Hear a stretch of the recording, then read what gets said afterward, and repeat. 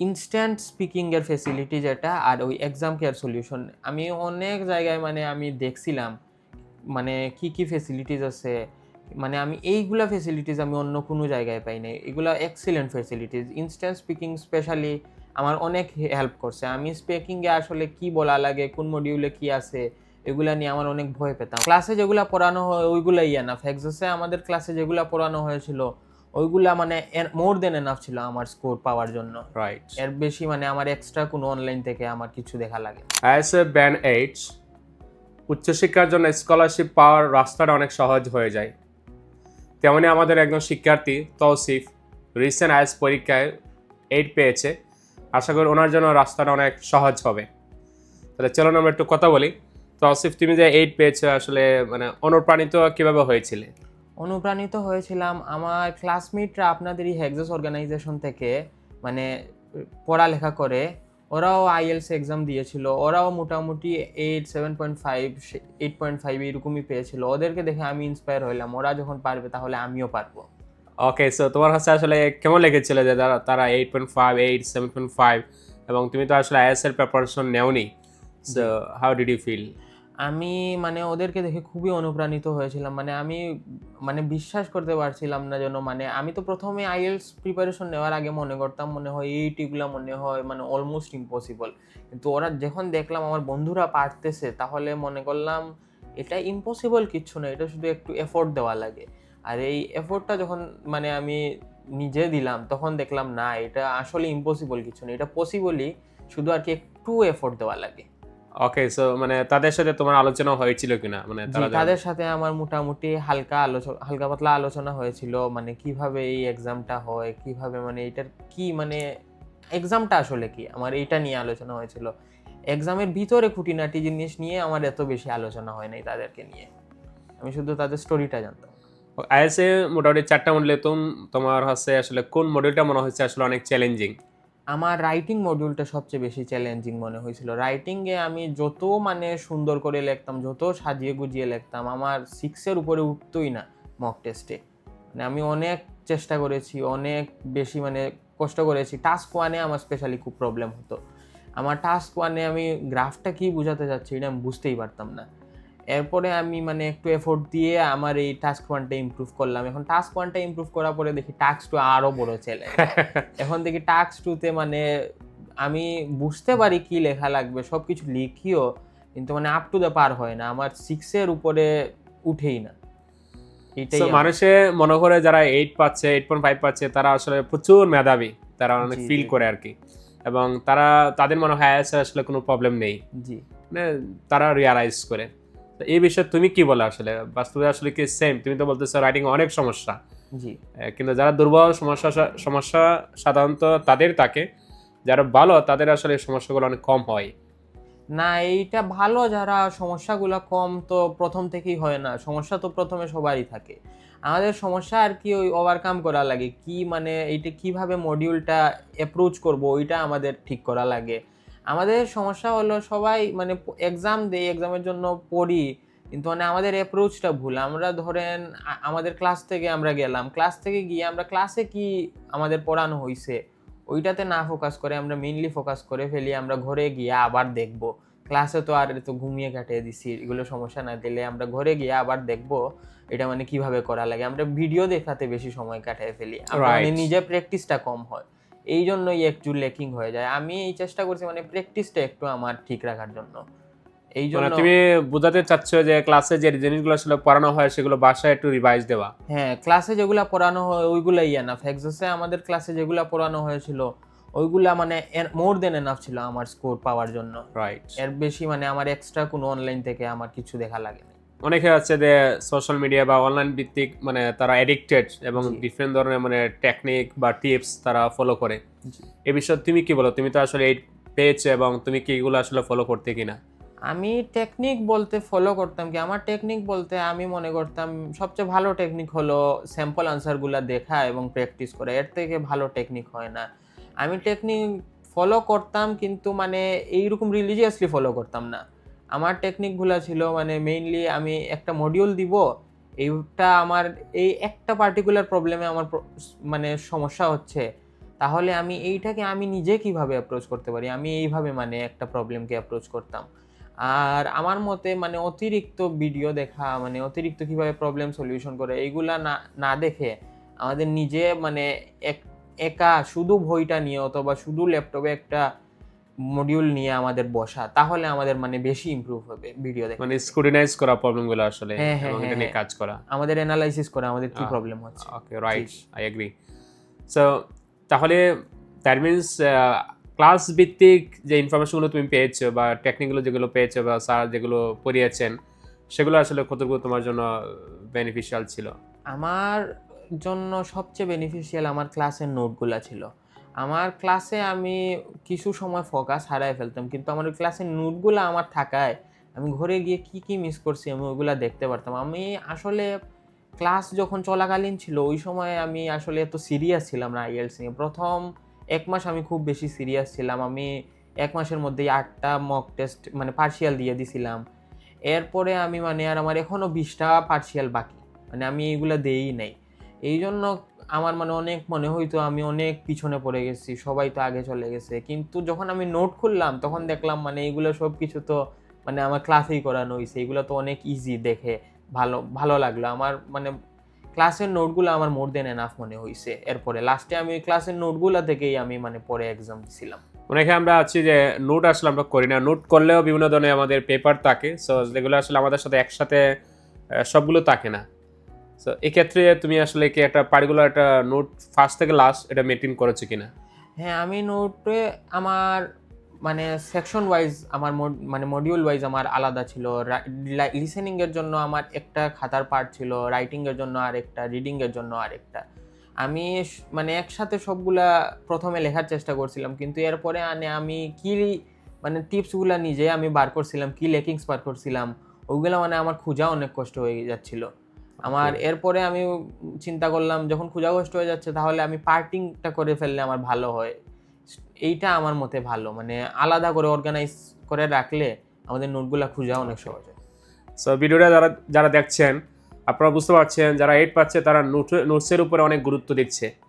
তাহলে আপনারা যারা বেসিক অনেক দুর্বলতা আছে, ডেফিনেটলি আপনারা যে কোনো জায়গায় ক্লাস করেন বা কোর্স করেন, আপনাকে অবশ্যই আসলে নোটস করতে হবে, কারণ নোটসগুলো পরবর্তীতে আপনাদের প্রচুর হেল্প করবে।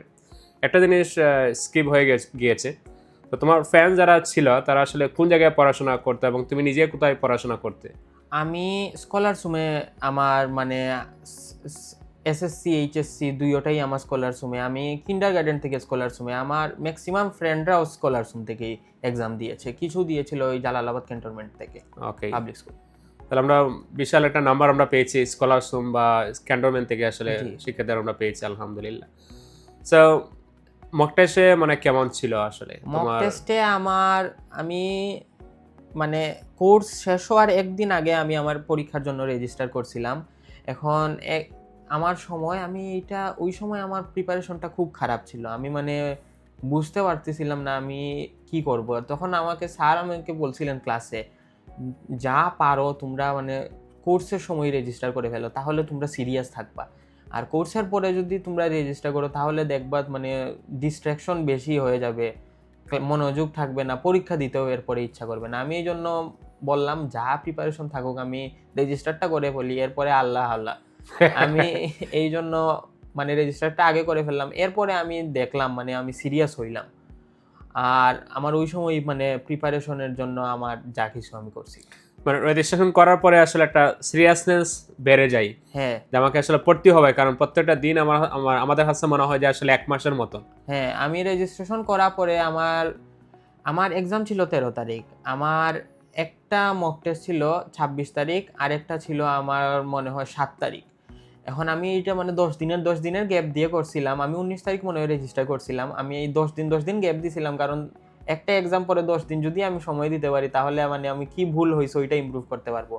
আমি ফার্স্ট মক দিয়ে মানে আমি খুব মানে ডিসঅ্যাপয়েন্টেড ছিলাম, কারণ আমার 6.5 আসছিল। আমার রিডিং মডিউল যেটাতে আমার মেইন এক্সামে খুবই ভালো হইছিল, ওইটাতে আমার 5.5 আসছিল। আমি মানে এটা আমার জন্য মানে খুবই আকাশ ভেঙে পড়া ছিল।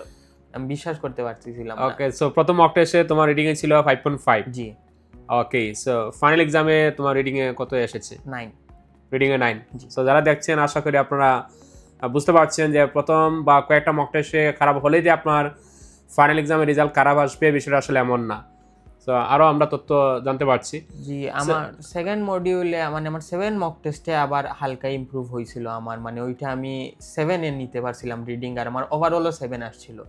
ওইটাতে আমি মানে তখন আমি বুঝছিলাম মানে এক্সামের জন্য মোটামুটি রেডি, নাহলে আমি চিন্তা করতেছিলাম আমি কি এক্সামটা মানে ডেটটা কি পিছায় ফেলবো নাকি, ওইটাই আমার মাথায় ছিল। ওকে, সো তাহলে আসলে কোর্সের কতদিন পরে তুমি এক্সাম দিয়েছো? কোর্সের আমার শেষ হওয়ার 25 দিন পরে আমি এক্সাম দিছিলাম। ওকে, সো বেশি সময় তুমি চাইলে নিতে পারতে, তাহলে জি। এত অল্প সময় নেওয়ার কারণটা কি ছিল? এত অল্প সময় নেওয়ার কারণটা হচ্ছিল আমার মানে ভার্সিটি, আমি একটা প্রাইভেট ভার্সিটিতে আমি এখন ভর্তি হইছি। আমি মানে ভয় পাচ্ছিলাম ওদের যদি ক্লাস শুরু হয়ে যায় তাহলে আমি আমার এত মানে যত্নে আইএলটিএস প্রিপারেশনটা নিলাম। আমার যদি ভার্সিটির ক্লাস শুরু হয়ে যায় তাহলে আমি প্রিপারেশনটা আর মানে ভালো মতো আমি নিতে পারবো না। এরপরে আমার আইএলটিএসটাও ওভারঅল খারাপ হবে। আমার ইউনিভার্সিটিরও এক্সপেরিয়েন্সটা বাদ যাবে। তাহলে আমি মানে এখন ফোকাস করে দিয়ে দেওয়া উচিত আমার এক্সাম। রাইট, অনেকে মক টেস্টে 4.5, 5.5 পাচ্ছে, বা অনেকে রেজিস্ট্রেশন 3 মাস 4 মাস এবং অনেকে 6 মাস গ্যাপ দিচ্ছে। জি। এই বিষয়ে তোমার আসলে কি মতামত? আমার মতে রেজিস্ট্রেশনে 2 মাসের মানে কোর্স শেষ হওয়ার 2 মাসের বেশি না নেওয়া ভালো। কারণ আমাদের কোর্সে যা করানো হয় ওইগুলাই এনাফ, এবং আমাদেরা মনে হয় আমাদের কোর্সে মনে হয় যা করানো হইছে ওইগুলো এডিকুয়েট না। তাহলে আমরা মানে আরো এক্সট্রা মানে আমরা জিনিস দেখা শুরু করে ফেলি। ওইটা তো অনেক সময় চলে যায়। আর অনেকে ভয় পায় মানে এক্সাম দিতে। মানে মনে করে আমার তো 4.5 আসছে, 5.5 আসছে, এইগুলা তো মানে অনেক খারাপ। এইটা মানে আসলে ভুল ধারণা। হেক্সাসের মক টেস্ট অনেক মানে টাফ হয় compare to the main exam. আর এখানে খারাপ হওয়া স্বাভাবিক, এইটা বাজে কিছু না। টেস্ট পরীক্ষাগুলো এমনিতেই আসলে একটু টাফ থাকে, আমাদের জি। একাডেমিক আমরা দেখেছি। জি। ফেল মানে নাম্বারটা অনেক বেশি হয়, কিন্তু আবার দেখা যাচ্ছে পার্সেন্টেজ মানে পার্সেন্টেজের পার্সেন্টেজ ফাইনাল এক্সামে কিন্তু এটা বেশি হয়। জি, জি, জি। আপনাদের হেক্সাসে মানে যেগুলা মক টেস্ট হয় ওইগুলা হয় ওয়ার্স্ট কেস সিনারিও। মানে এইটা আমার সবচেয়ে বাজে যদি হয় মেইন এক্সামে মানে আকাশ ভেঙে পড়ে তাহলে যেটা হবে ওইটা মানে আমাদের হেক্সাসে মক টেস্টে হয়। কিন্তু মেইন এক্সাম আসলে এত কঠিন হয় না। আমার মতে হেক্সাসের যদি 4.5, 5.5 এইগুলা মানে স্কোর থাকে এইগুলাতে মানে ডিসহার্টেনিং হওয়ার কিছু না। এগুলা ভালো স্কোরই। এক্সাম মেইনটার জন্য রেজিস্ট্রেশন করে ফেলা উচিত। কারণ আমি তো আসলে কালকে এক্সাম দিচ্ছি না, জি। বা তারা তো কালকে এক্সাম দিচ্ছেন, অবশ্যই ডেফিনেটলি সময় নিয়ে এক্সাম দিচ্ছে। সো এর ভিতরে একটা আসলে রিকভার করা সম্ভব। হ্যাঁ, হ্যাঁ, হ্যাঁ। ওকে, হেক্সাসের কোন ফ্যাসিলিটিটা তোমার কাছে আসলে মনে হচ্ছে যেন ভেরি প্রোডাক্টিভ? সবগুলো ফ্যাসিলিটিস ওকে, ঠিক জি। আছে, তোমার কাছে আসলে কোনটা বেশি তুমি? এক্সাসের সবচেয়ে ইউনিক ফেসিলিটি যেটা আমি মানে অন্য কোথাও পাই নাই হলো ইনস্ট্যান্ট স্পিকিং এর ফেসিলিটি যেটা, আর ওই এক্সাম কেয়ার সলিউশন। আমি অনেক জায়গায় মানে আমি দেখছিলাম মানে কি ফেসিলিটিস আছে। মানে আমি এইগুলা ফেসিলিটিস আমি অন্য কোনো জায়গায় পাই নাই। এগুলা excellent facilities. Instant speaking specially আমার অনেক হেল্প করছে। আমি স্পিকিং এ আসলে কি বলা লাগে, কোন মডিউলে কি আছে এগুলা নিয়ে আমার অনেক ভয় পেতাম। আমার মানে কথা বলতে ১ম এ একটু ভয় লাগতো। এরপরে আমি ইনস্ট্যান্ট স্পিকিং যখন দিলাম, স্যাররা বললেন আমার স্পিকিং অনেক ভালো, কিন্তু মানে আমার এই প্রবলেম কি আছে ওইগুলা ওনারা আইডেন্টিফাই করে আমাকে ৫ মিনিটের ভিতরে দিয়ে দিলেন। এইটার কারণে আমি ওই লাস্টে আমার যখন ২৫ দিন ছিল এক্সামের আগে, ওই সময় আমি খুব বেশি ইনস্ট্যান্ট স্পিকিং দিয়েছিলাম। ৩টা-৪টার মতো দিয়েছিলাম। ওইটা থেকে আমার স্পিকিংটা অনেক ইমপ্রুভ হয়েছিল। ওকে, সো এক্সামের আগে কোনো ধরনের সেশন ছিল কিনা? আমরা একটা স্পেশাল সেশন ছিল জি, জি, এক্সামের জি। আগে। এক্সামের আগে আপনি একটা স্পেশাল সেশন নিছিলেন। ওইগুলাতে আপনি অনেক টিপস অ্যান্ড ট্রিকস এবং কিভাবে মানে আমরা এক্সামে আমাদের মানে নার্ভাসনেসটা কম রাখবো, কাম থাকবো, এক্সামের আগে কি করা উচিত, কোন মডিউলের জন্য কত সময় দেওয়া উচিত, এবং যার হাতে যত সময়। আমার এক্সাম ধরেন ১৩ তারিখ ছিল, অনেকজনের ২৫ তারিখ ছিল। আপনি বিভিন্ন ডেটের জন্য বিভিন্ন ধরনের প্ল্যান বলে দিয়েছিলেন। ওইটা আমাকে মানে অনেক হেল্প করছিল। আমার হাতে আপনার এক্সাম সেশন পরে ৫ দিন ছিল। আমি ওই ৫ দিনটা আপনারই মানে যেভাবে বলছিলেন ঐরকমই আমি কাটাই। ওকে, গ্রেট। সো যারা 8 পাচ্ছে তারা তো সেশন করে, যারা দুর্বল তাদের জন্য সেশন আসলে বাধ্যতামূলক। জি, যারা দুর্বল ওদের জন্য তো সেশন অবশ্যই বাধ্যতামূলক। যারা ৮ পাচ্ছে, ৮.৫ পাচ্ছে, ৭ পাচ্ছে ওদের জন্য বাধ্যতামূলক আমার মতে। কারণ ৮ যদি পায় কেউ, ওর তো ৮.৫ পাওয়ারও মোটামুটি এবিলিটি এবিলিটি আছে। আছে, তাহলে রাইট। আপনার সেশনটা ইমপ্রুভ মানে আপনার সেশনে যদি অ্যাটেন্ড করে তাহলে ওর তো ইমপ্রুভমেন্ট হওয়ারই কথা। এইটাতে বাজে কিচ্ছু না। এটা একটা অ্যান্টিবায়োটিক একটা প্ল্যান দেওয়া হয়েছে, এই প্ল্যান মোতাবেক আসলে হ্যাঁ একটু হ্যাঁ, এটা পড়াশোনা তো করা। একটা প্ল্যান মোতাবেক পড়াশোনার জন্য দেওয়া হয়। ওই প্ল্যানটা ফলো করলে যে ব্যান্ডেই থাকুক না কেন ওর ইমপ্রুভমেন্ট হবে। আমার মতে এটা সব ব্যান্ডের জন্যই মানে অ্যাটেন্ড করা আবশ্যক। ওকে, সো এখন বিদেশের জন্য তুমি প্রিপারেশন নিচ্ছ। আমি তোমার আসলে বিদেশের জন্য ফেভারিট এখন কান্ট্রি কোন দেশ? ফেভারিট কান্ট্রি আমি এখনো আসলে শিওর না। আমি এক্সামটা দিয়ে মানে আমি একজন অভিজ্ঞ কারোর সাথে কনসালটেন্ট করতে এখন চাচ্ছি।